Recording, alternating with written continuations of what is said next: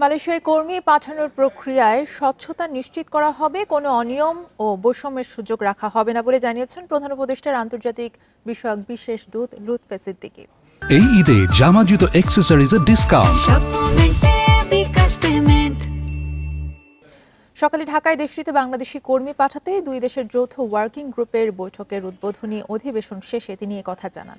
আলোচনায় মালয়েশিয়ার 7 সদস্যের প্রতিনিধি দলের নেতৃত্ব দিচ্ছে দেশটির মানব সম্পদ মন্ত্রণালয়ের deputy secretary general doctor Mohammad Shahriar bin Omar. বৈঠকে দেশটিতে কর্মী পাঠানোর প্রক্রিয়া চূড়ান্ত হওয়ার কথা রয়েছে।